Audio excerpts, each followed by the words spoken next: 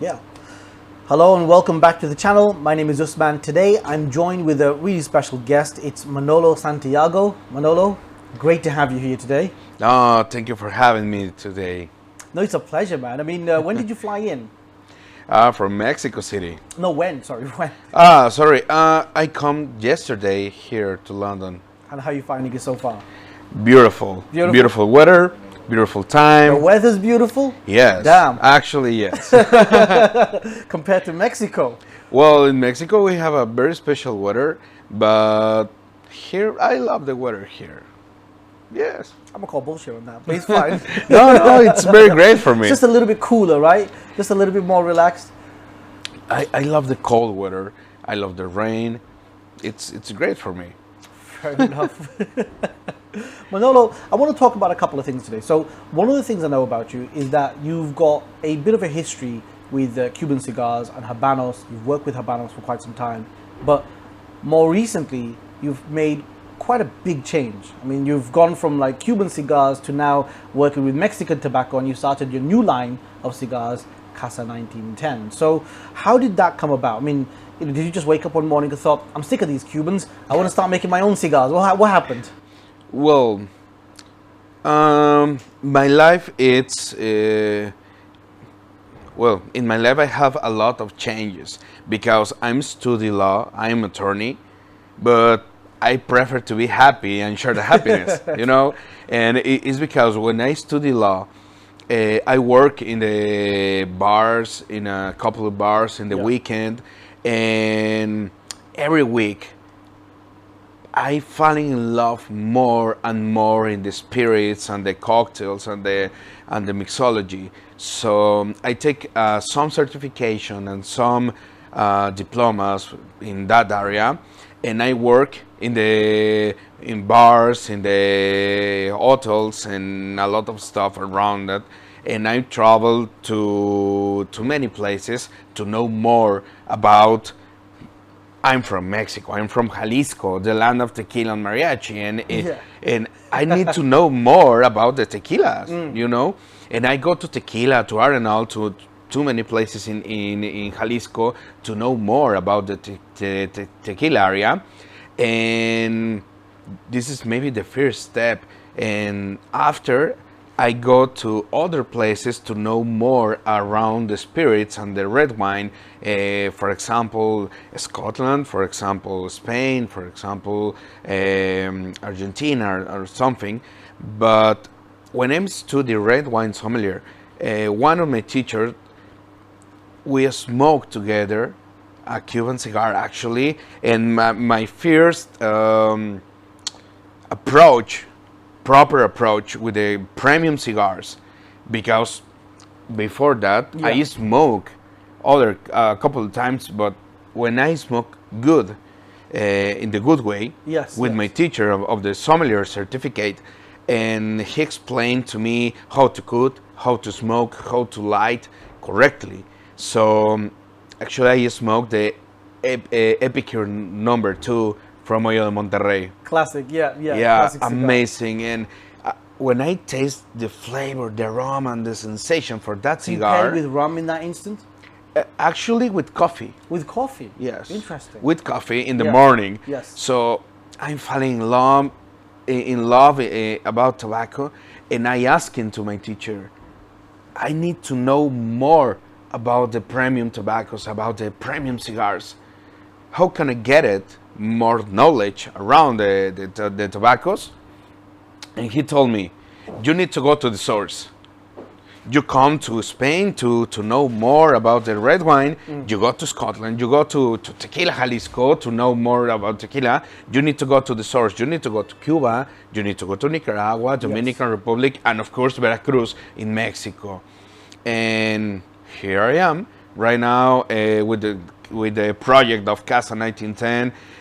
We co-found the Casa 1910 cigars, and one thing leaves me in other thing. You know, I work in the Cuban room. It's kind of like you've gone from like spirits and rum and tequila and learning about the flavors of all those things to like happening to smoke a cigar and then kind of leading on from there into like, so I guess you're like a flavor connoisseur. You like, you know, interesting and high quality flavors of different things. It doesn't matter whether it's a drink or a cigar. You just want to be able to taste something amazing, I'm assuming.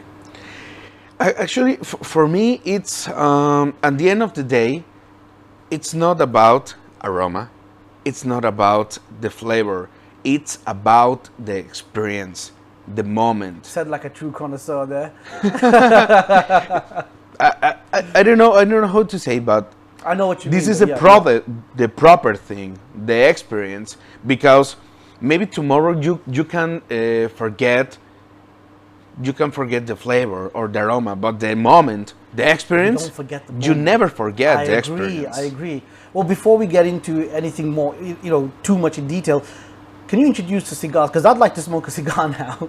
I'm Yes. getting to that stage where it's like, yeah, I've been looking at them for a while. So, can you please introduce the cigar that we're going to be smoking today? Well, right now we smoke our flagship cigar, the first cigar. We made it in Casa 1910, the Cuchillo Parado. The Cuchillo Parado, it's a beautiful Robusto because that shape, it's my preferred one shape. It's a good shape. It's a good perfect. It's It's perfect it's for like the perfect middle all ground. time. Yeah, it is. It is. It's not too much time. It's not a lot of smoke. It's very, very special. It's Thank you very much. 5-inch for length and 50 ring gauge. Beautiful construction. I mean, rustic wrapper leaf, colorful band, of course, and then the orange color, which is basically the whole point of this line of this cigar, isn't it? I mean, the orange is everywhere. The box, the bag, and everything. I love it. It's a good, strong color, and this is a Mexican puro. This is a Mexican puro. About the wrapper, it's a beautiful Sumatra seed, but grown in Mexico. The filler and the binder, it's all Negro San Andres for different floor plans and different process in the fermentation and the aging. But in a nutshell, it's 5 years aged before we roll it in the filler and the binder leaves. 5 years aged, and the wrapper with 3 years aged before we roll it. And after we roll it, we put in rest every cigar for 6 to 8 months at minimum in cedar wood, resting in the warehouse in Veracruz. So you're actually resting the cigars after they've been rolled. That's an important trait. That I think is important. I think a lot of companies or a lot of people don't really appreciate the value of resting cigars after they've been rolled. Because everyone talks about aging cigars, you know, or aging tobacco, which is great, and I think that it's important, obviously. No. But I believe Every step in the cigar process counts for the final result, for the experience, for the total experience. You need a very special, a very balanced cigar with good aromas, good sensations, and you need to taste in cold, good draw, yeah, good flavor, good perfect draw, sensations. good amount of resistance. I do like that. There's one thing I hate in cigars. It's a loose draw. I keep crying about this all the time in my videos, but the one thing I dislike is a loose draw. I like a little bit of resistance. What do you think? Well, do you know my knowledge about tobacco? My beginning, it's in the Cuban tobacco area, Yeah. in the Habanos, for a couple of years. And I studied in Cuba about the tobaccos, and I love the Cuban draw, the resistance, because the resistance is important for me, because when you smoke, every change counts in the experience. Yeah. If you smoke very, very fast, Thank you. the flavor and aroma change the sensation, change Absolutely. the strength, and it's very important to smoke slowly, enjoy the flavor, enjoy the burn, and just when you smoke a proper cigar, you need time. I agree. And anytime a cigar is burning too quickly, the flavors become a bit bitter. Everything about the cigar just kind of just burns away. You know, all the character, all the hard work, all the effort, and that's why a loose straw is something that I'm not a fan of. So I'm glad that you agree. I'm glad that you appreciate a cigar with that resistance, because it's the one thing that annoys me more than anything when it comes to cigars. But speaking of Cuban cigars, you're a Habanos master. You've worked with Habanos when it comes to blending cigars. So tell me a little bit about that. I mean, where did you do this? Did you blend cigars in Cuba, or how did that work? Well, my principal job in Habanos, it's in the marketing area for Mexico. And I work a lot in the development, the market from Habanos. And I take a job for a couple of years for brand ambassador, proper brand ambassador from Cuban Cigars, from Habanos S.A. to Mexico. And part of my job it's make the regional editions, and I work a lot in the regional edition. For example, the Punch Duque, or the last one, the Ramon Allones Perfecto.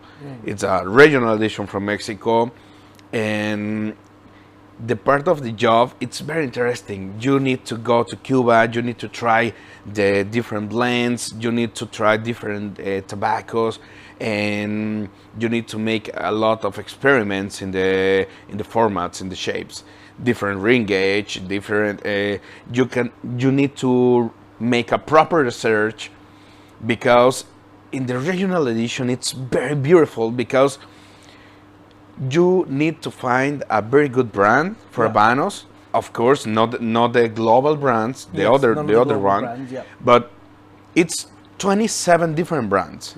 But you can take 21 different brands. So it's very interesting to find the proper brand, to find the vitola, the shape. It's very interesting because you have a very huge catalog for vitolas, and it's very hard to find the correct one, and find the proper blend who represents the brand, but you need to find the good flavor, a good aroma for the Mexican market or other market, for example. Of course. And it's very interesting. It's very interesting. So how do you when you're deciding between all the brands? You've got 21 brands to pick from. You know, how do you think, oh yeah, I'm going to go with a Punch today, I'm going to go with a Ramon Allones? I mean, how did you, is there a particular reason why you pick one brand over another? Because with the blending, I'm assuming you've got access to most of the tobacco anyway, so does it matter that much when it comes to the brand, or do you have any limitations? Well, actually, you have limitations, but about the regional edition depends about the market and about the goal for the market. Right. For example, in Mexico, maybe you need to grow in one special brand, big, because Ramon Allones it's not too big in Mexico, so I take Ramon Allones to grow in. Right, I see. Yes, and the recognition for Ramon Allones in Mexico, for example, or maybe Punch, or maybe the next edition, I don't know, maybe La Gloria Cubana, or maybe other one. But depends a lot of elements, and depends the market, the regional market. For example, in Mexico, it's the principal element. It's growing under proper recognition for the brand in Mexico. Interesting. So the regional, or the idea behind the regional, is to kind of, one, it's a national kind of thing. It's a celebrating the national and the country and so on. But also, I guess it does help with promoting that particular brand. So you've got this. That's interesting. But what I was wondering was, let's say you picked, instead of picking Ramon Allones, you picked La Gloria Cubana. Could you have used the same tobacco and made the same vitola, the same blend for La Gloria Cubana as you did with the Ramon Allones? Or do you have limitations in terms of what blend you could use, or what tobacco you can use for each brand? No, of course. You have, for example, like a flavor portfolio. Yes. For one brand. For example, you can not use the same tobaccos from Coiba to make a Ramon Allones. an example. Yes, yes. You can make. You cannot make Croix d'Orsay regional edition with a full body or full strength cigar Yes. because Croix d'Orsay it's Very light body cigar. light very cigar. Yes, yes, of Yeah. course, yeah. But maybe you can play with a very close strength. For example, you can make a Ramon Jones, but not too full. Maybe medium, but you cannot make a light Ramon Jones. So there are brand guidelines for each Yeah. of the brands, and you must follow those brand guidelines. So is it predominantly based around strength and the tobacco region then? And profile. Strength The and final profile. So there is actually a final profile that they're going to be looking at as well, which must adhere to the brand as well. Yeah. That's interesting. Yeah, I like that. because in the table with the proper tasting panel, Yeah.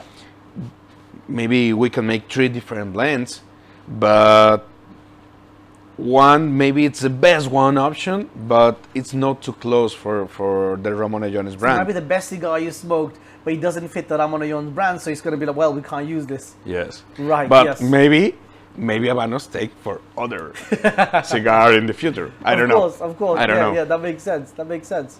So you were there in Cuba blending cigars, creating these new regional cigars for Mexico.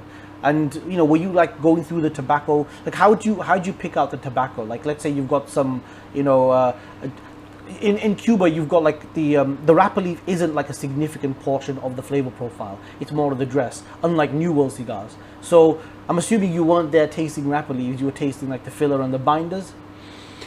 Well, in the blending process, it's very interesting because you need to use the checking material, the raw material. For example, you cannot use the medium fermentation. You cannot use the reserve tobaccos. You can use the special tobaccos for this kind of brand. For Yes. example, Ramon Jones. Yes. Ramon Jones has maybe 50 different tobaccos for the filler, or maybe 5 different binders and 2 different wrappers. And you need to make an exercise with this kind of tobaccos. But at the end of the day, the tasting panel need to decide if this kind of cigar is correct for the regional edition and the actual flavor brand. profile for Yes, the yes. brand. So how do you decide on the tobacco? Like, are you creating like little puros and smoking them like individual leaves?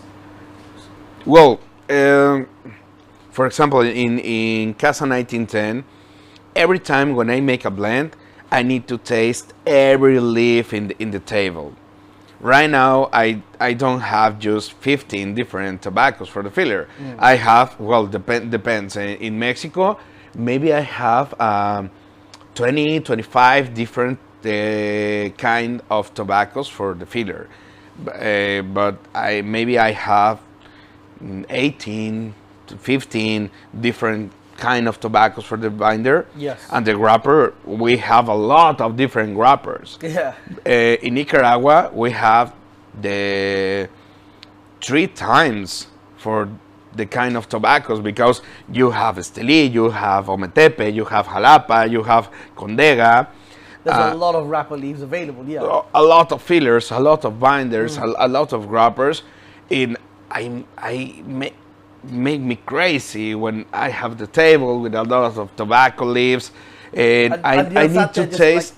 I need to taste every leaf before I make a bunch. So you've got like a table full of tobacco leaves, and Yeah. just like, where do you even start? Like, do you just pick up whatever's first thing and then just roll it up and smoke it? No, it's very interesting. But for example, I take one day for taste all ligeros in the table, because Right, the so ligeros is the most strong tobaccos and the heavy. But this is the correct soul for the cigar, the ligero, because in the ligero you have the flavors, you have the aromas, and you have the strength.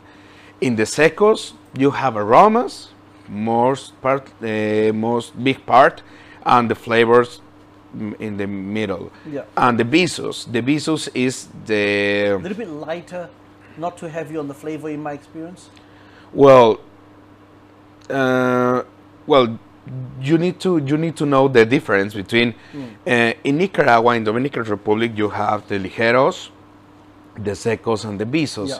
But in the Cuban style, you have other kind. Yes. You have the ligero, the seco, and the volado. Yeah. But in Cuba, don't use our proper visos. In Nicaragua, Dominican Republic, and Mexico, we don't use the volado because it's a lot of combustion, but it's not to flavor. Yeah. It's not to a lot of aromas. It's because we use the visos, the seco, and the ligero. So I need to taste the pure grade, the grado puro, we call it. Yes, yes. Every leaf, I take one band or maybe and a half leaf.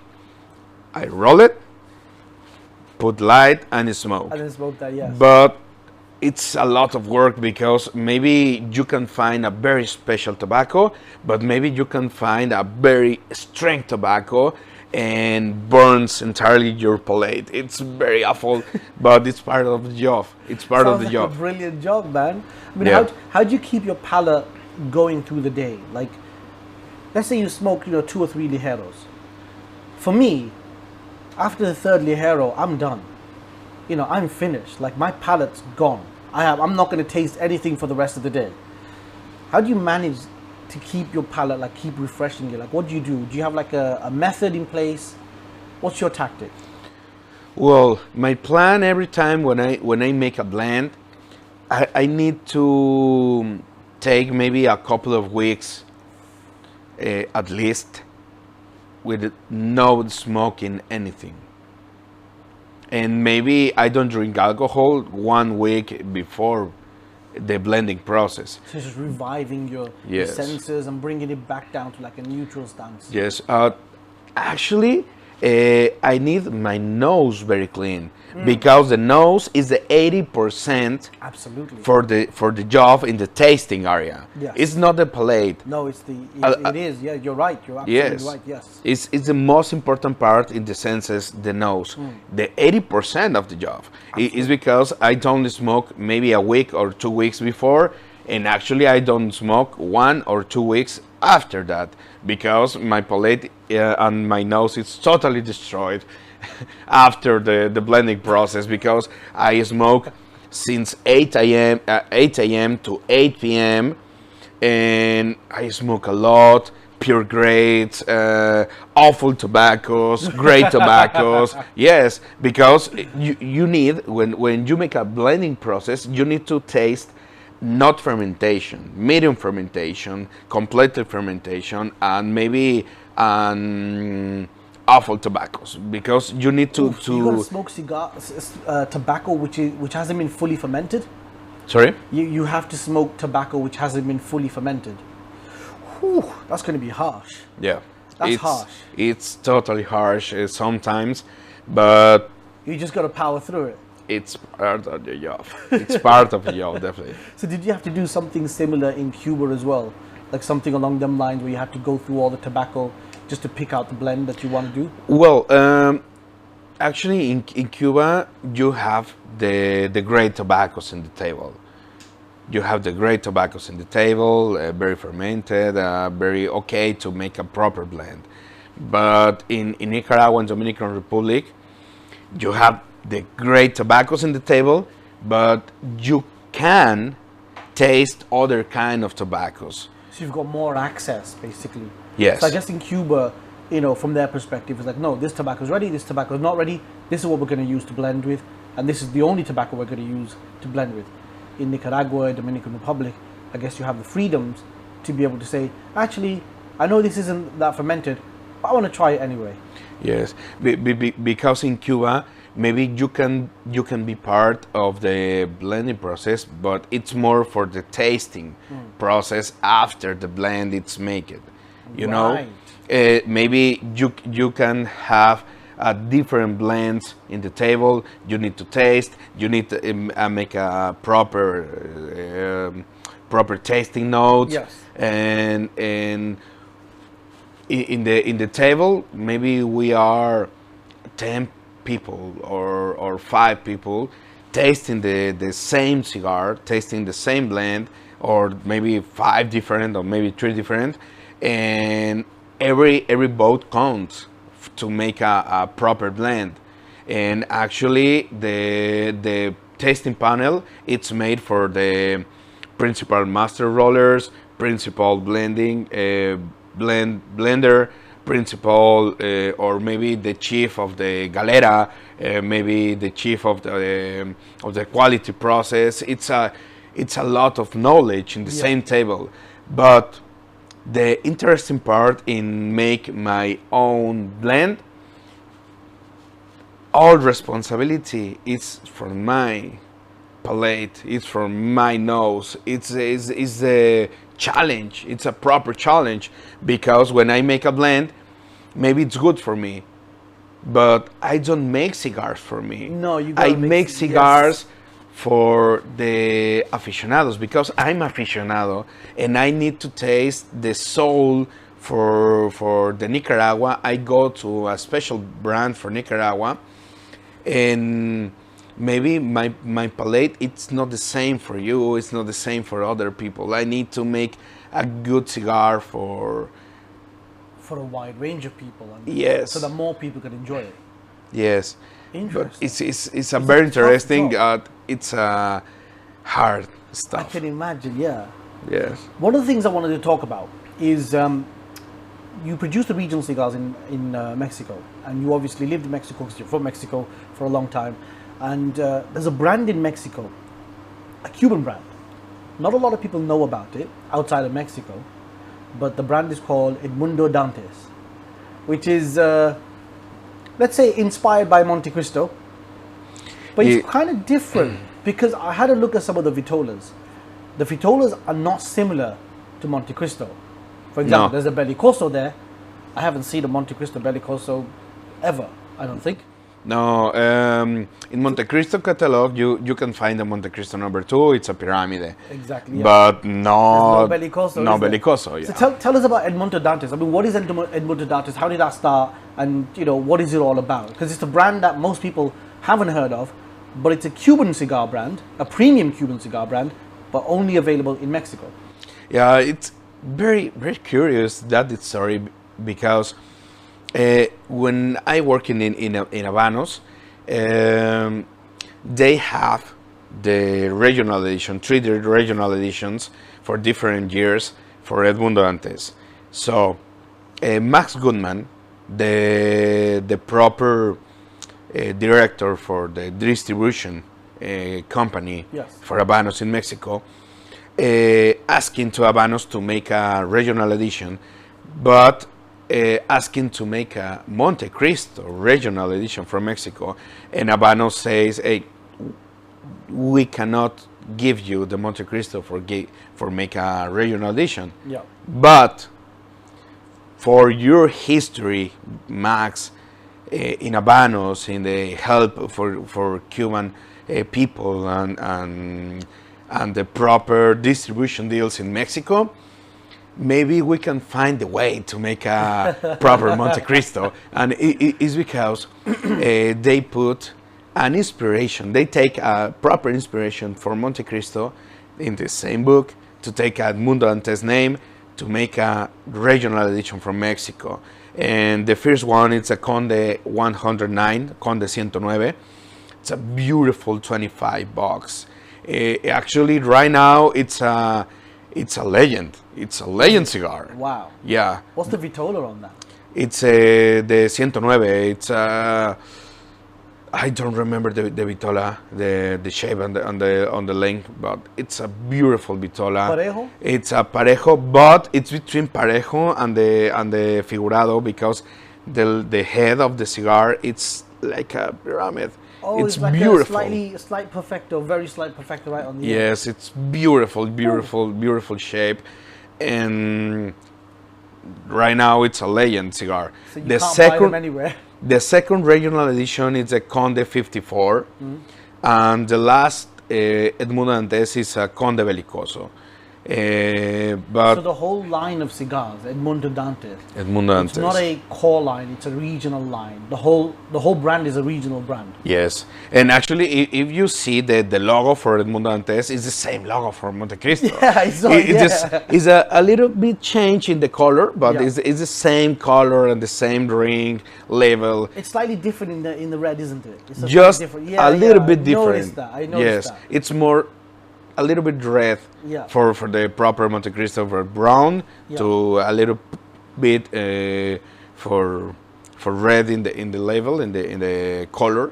So it's beautiful. It's the same box for the regular line or the original line for Monte Cristo, but it's beautiful brand. And actually in Mexico we have a lot of troubles, and in Mexico we cannot use anymore the Mundo Dantes because other countries says, okay, Habanos make other brand from Mexico. Yeah. Why For can't you do example- it for us? Yes. Yes, I need other brand. And when Edmundo Dantes is going to the market, actually right now in Habanos has 27 different brands.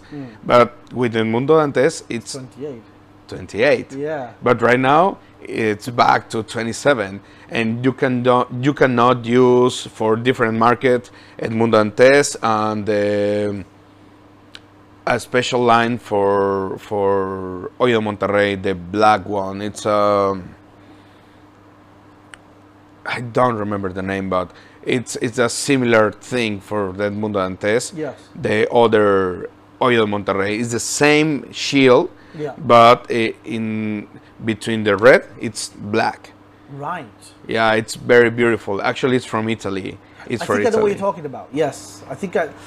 The name has just escaped me, but I've seen them. I know what you're talking about. I know which cigar you mean. It's just completely slipped my mind as well. It's, Yes. yeah, for Italy. So you guys kind of, disrupted the market a little bit then. You've... In that time, yes, yeah, definitely, you've definitely. caused a lot of problems for Habanos then. all about Max Goodman. It's a legend. So you guys created the first ever, technically kinda Monte Cristo regional cigar, and Habanos has seemingly tried to keep this quiet because you don't hear about it anywhere else. I don't know. They never mention it. I don't know. No one ever talks about it. Everyone's very hush hush about it, and that's why most people haven't heard about the Edmundo Dantes outside of Mexico. And when I said it to you, your eyes kind of light up like, how do you know? The first time I said it to you, like, how do you know? I'm like, I did a little research, I do a little work for these interviews. So, completely regional brand, and it's for one of the global brands. I mean, well done. You guys managed to get something which no one else has, and that is technically a regional Monte Cristo. Yeah. You must have smoked some of them. I mean, what are they like? Did they smoke like Monte Cristo cigars? Are they very different? The Edmundo Dantes is very similar blend for the classic Monte Cristo, the number 2, number 4, for example. So but beautiful. it's a little bit lighter. Actually, Edmundo Dantes is medium strain cigar, and the classic Monte Cristo is medium to full. Medium to full, yeah. Yeah, it's a unique Oh, I would like difference. that. It's the same blend, but a little bit Lighter. less secos and a little bit less ligeros, of course. It's a medium strain cigar. Interesting. I want to try some of them. It's beautiful. Oh, I want to try some of them. It's beautiful. That sounds really good. So, regional cigars in Mexico, you've been producing them. You've built a lot of experience with Cuban tobacco, but now you've gone back home, away from Cuban tobacco. You've now got Mexican tobacco that you're working on, and as you said, this is a Mexican puro. This is a lovely cigar, by the way. I'm enjoying this. It's a little bit stronger for the time of day for me, because I smoke mild. Listen, I'm a lightweight. I smoke. Me mild, too. So I smoke mild cigars.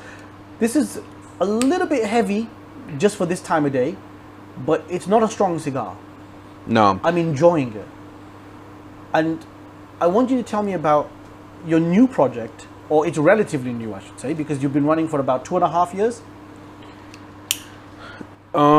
Well, the beginning for Casa 1910, it's from 2019 to 2020, when I work in Habanos, a very special friend is called Jamie and Serge close to me and invite me for make a good tasting for Swiss community in Mexico. Swiss community in Mexico, and actually in that time I don't go to this event, but I take an option and I go to the pairing with a Swiss community, and we talk about the Cuban cigars and we make a pairing with the Cuban cigar and Cuban rum, and after the event we talk about the Mexican industry of tobacco, and we talk about the tobacco industry in Mexico, in other countries. And Jamie, it's the co-founder. We founded the brand, Jamie, Serge, and I, and we talk about the why is the reason for other brands for other countries. We call it Dominican Republic, Nicaragua, Honduras, use the Mexican tobacco in their blends for wrapper, binder, a little bit in the filler. But what is the reason for in Mexico we don't have a premium brands entirely made with Mexican tobaccos in other countries? And the reason is why the 80% for the business in the proper tobacco industry in Veracruz in Mexico, it's selling the raw material. Right. So the 80% of the industry is just selling tobacco as opposed to producing cigars. Other countries. Yeah. Yes. And we talk about we need to make a very special brand for Mexico. And here we are, 3 years after, with Casa 1910, and actually we have a lot of work between to find the correct tobaccos, to find the correct factory in Mexico, to find the proper colors, to find the correct name, and actually we have in that time a very different options for the names, and every people in the team have a special work in the Casa 1910. For example, Serge, it's very focused in the marketing area. Jamie in the sales and the financial way, and myself, I'm in the production. Because, hey guys, I don't sell cigars. I don't make financial. I make cigars, okay? I talk about the cigars. I talk about the experience, and I make experience, okay? Okay. and we work in Casa 1910 in this project because we need to expose and we need to share the Mexican heritage for the Mexican Revolution and the Mexican quality in the tobaccos with all the world, with all the cigar aficionados. It's because we released the brand in 2021 in the PCA, the most big and most important trade show in US. Absolutely. And we have a lot of lucky because our first time in PCA, we showed the brand with just one cigar, the Cuchillo Parado. The puro, just the Robusto? Just one cigar, the just Robusto. One cigar. Okay. Yes. Wow. And a lot risky, but you went in with just one cigar to the PCA. Yes. Wow. Yes. That's some cojones. It's a shot. Definitely it's a shot because but it's very interesting because for the aficionados and the tobacco shops owner, it's like thinking out the box, you know?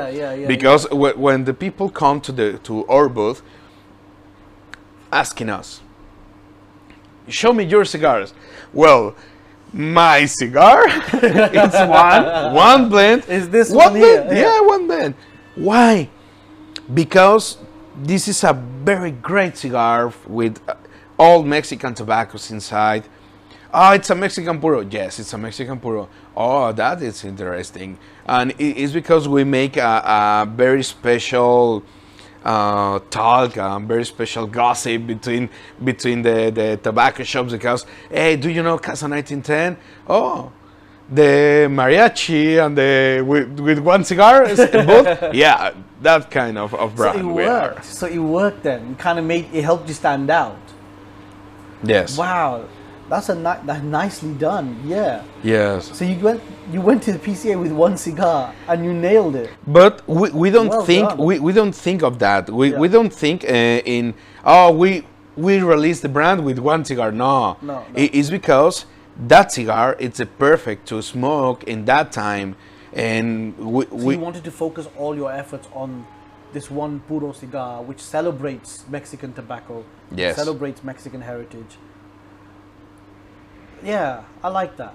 I really like that. and actually it's the reason for it's part of the reason for we make just one blend in just one vitola.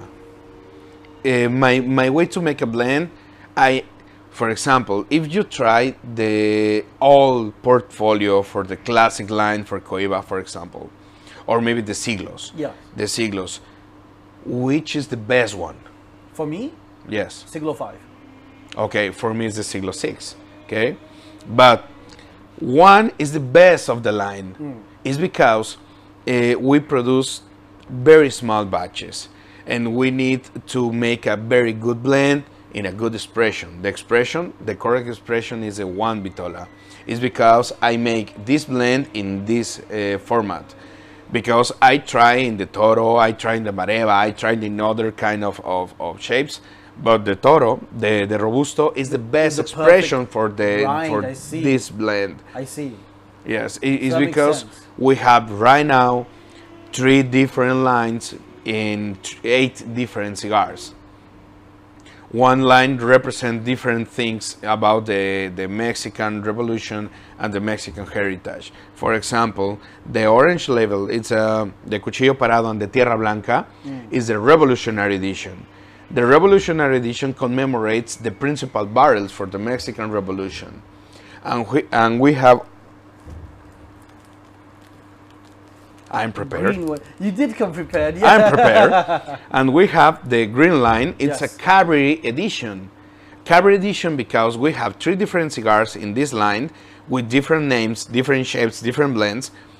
And we call it Cabaret edition because every name, for example, Jilguero is the name for a very big horse, a black horse from Emiliano Zapata. Yeah. Okay, and we have As de Oro and the Lucero, a very special horse from Pancho Villa. And every cigar, it's a very small homage for this kind of horses. And the horses, it's a blend for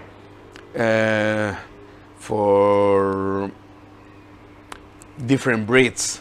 And this cigar, it's a blend for different leaves, you know? Yeah, Because I make a very special blend between the Nicaraguan tobaccos and the Mexican tobaccos in each cigar. And the third line, and actually the Cabaret edition, it's made in Esteli, Nicaragua. Interesting. Yes. So I would have thought that considering, sorry, I would have thought that considering you made a puro cigar as your first cigar, you made three other lines, if I'm not mistaken. 3 different lines. 3 different lines in total. The orange one is the only one which is the puro. Would it have made more sense, considering your brand, to make all of your cigars puros, or did you want to kind of celebrate and keep it as a puro for one, and then focus on different tobaccos in different regions? Because as a blender, you want to smoke, you want to, create more profiles and so on. But from the brand perspective, do you think that it would have been more interesting if you had all of your cigars as Mexican puros? Okay. Before I explain that, I need to make a good pairing Okay. between the Cuchillo Parado and the perfect pairing. I made the Cuchillo Parado for perfect pairing with tequilas. Right. Okay, because I'm from Jalisco, Casa 1910 is from Mexico. We need a special spirit from Mexico and a special cigar. So we need to Reserva de la Familia, to taste Reserva de la Familia with a Cuchillo Parado. Beautiful. Not for me, sorry. I'm okay. Okay. Yes. So the perspective for Casa 1910, it's make a proper celebration for the flavors and the aromas for the Mexican tobacco. Right. It's because we use special tobaccos and special flavors, and in each blend, I make a proper highlight for the flavors and aromas for the Negro San Andres and other kind of Mexican tobaccos. It's because I use the Mexican tobacco in the Cabre edition for different, maybe, for example, the Jilguero, I use a very special wrapper for Negro San Andres with wild fermentation and different tobaccos from different places for Nicaragua. And the Soldadera edition, the white label, it's... Is that the limited edition one? No, No, it's no? Oh, okay. no, it's not a limited edition. It's a limited production. Limited production, sorry. Yes, Oh, it's. that's a beautiful pigtail on the top as well. I know. And if you remember the 50th anniversary for Cuba, the Majestuosos, Yes. is the same shape. Ah, 58? 58 for 5.5 inch for length. But for example, in this blend, I use a very special Habano Ecuador for the wrapper, Arapiraca in the binder from Brazil, and Mexican and Dominican Republic tobaccos in the filler. Interesting. Yes, it's because That's a beautiful cigar. Do you mind? Just gonna have a quick look at that. I mean, that is a gorgeous looking cigar. I've just got a thing for cigars with. Sorry, I've just got a thing for cigars with pigtails, and this is so well made. So well, a heavy pack as well. Yes. Yes, it has to be. Yes, good amount of resistance on every draw. I mean, you can see some of the Cuban influence in this. You can see that. I mean, I guess that's where your training is from, and that's where you learnt a lot of the blending. Actually, it's not just for the rolling process. We put a lot of Cuban knowledge in the curing barn, in the fermentation and the aging process. Through the whole thing. Yes. Right. Yes. We need to take the good ones process in our process, because Mexico, it's a mix for cultures. Yeah. It's a mix for knowledge. Why not? We can use a mix for a very special tobaccos from Nicaragua, very special tobaccos from Dominican Republic, Brazilian tobaccos, and I don't know where I can find a very special tobaccos, and I use, for example, Costa Rica, Honduras, and other places. And it's because if you try a Nicaraguan blend or a Dominican blend, you can feel and you can taste the Mexican tobacco, the soul and the aroma for Mexican tobacco, but the beautiful experience for other countries. Because you asking why don't use the all Mexican puros, why you don't make Mexican puros in all tobaccos? Because if you have walls, you cannot make a very special. Well, as an artist, you want to be able to kind of produce everything and use all the tobacco that you have available to create the best blends. And if I can use other kind of tobaccos to make better cigars, why don't use that kind of tobacco? Precisely. It is because we have 3 different lines. One, Revolutionary Edition, made in Mexico, made by Mexican hands with Mexican tobaccos. We have other line, the Cabre Edition, made in Nicaragua with Nicaraguan tobaccos and Mexican tobaccos, and more strength. I take the minerals for the volcanic flavors and aromas for the Nicaraguan soil. Tobacco, yes, yes. And the sweetness, the nutness, and the molasses, the sensations for the Dominican Republic tobaccos, and make a good bridge between the Mexican tobacco flavors and the Dominican, or for example the Nicaragua too. It's very interesting for me to use and to learn about the other countries' tobaccos, other countries' soils, and other countries' process. It's beautiful in the tobacco industry. I love the Cuban tobacco, and my goal and my wishes is make maybe in years in the future maybe I can make a blend, a proper blend between the Cuban tobacco and the Mexican tobacco. But right now, That would be amazing. yes, I Yeah, know, right? but we have a lot of restrictions for that. Is because I use the Nicaraguan, I use the other countries, Brazilian and Ecuadorian tobacco, for make a good blends, for make a good expressions for Mexico and other countries. Couple of questions. So, first thing is, your biggest market is the US, and that's going to be the restricting factor when it comes to like producing any cigars with Cuban tobacco. But let's say, I mean, you're coming into the UK market. So the first question is, why do you want to come into the UK market? Because the US market is huge. It's a huge market. It's where you're selling the most, obviously, and the growth potential in the US is significantly higher as well. So why?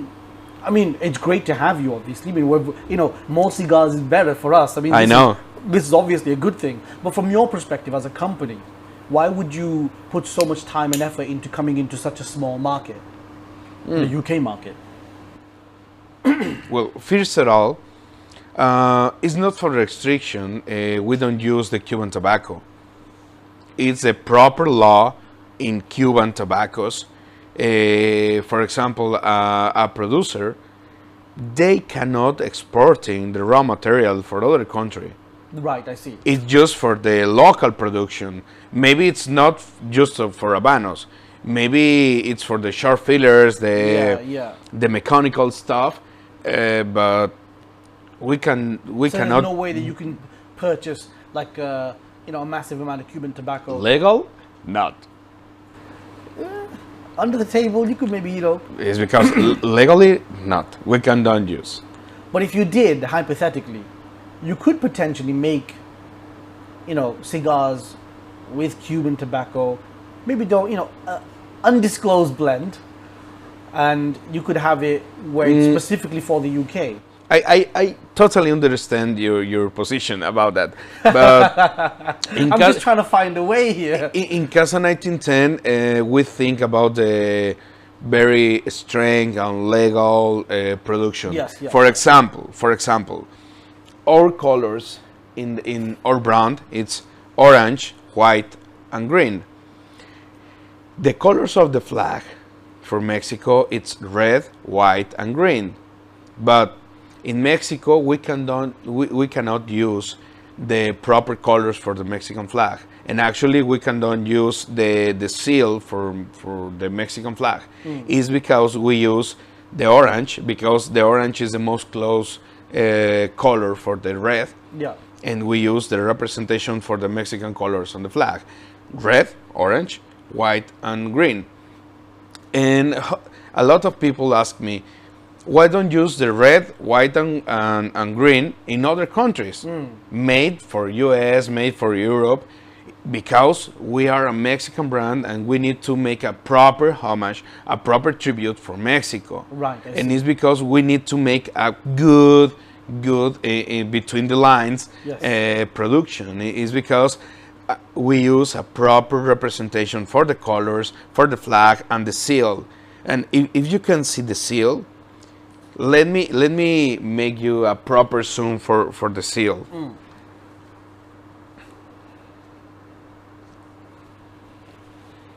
Okay. That is impressive. You can see the Mexican flag seal. It's a eagle taking snake over the cactus, over the nopales. Okay, or logotype. It's a eagle claw. Yeah. Taking the snake. It's a representation for the flag. Yes. For the Mexican seal, but it's like an analogy. If you see the eagle claw taking the snake, it's like when you take a cigar. The cigar is the body of the snake, and the smoke is the rest of the body of the snake. That's very interesting. I didn't notice that, but yeah, I can see it now. I can see it.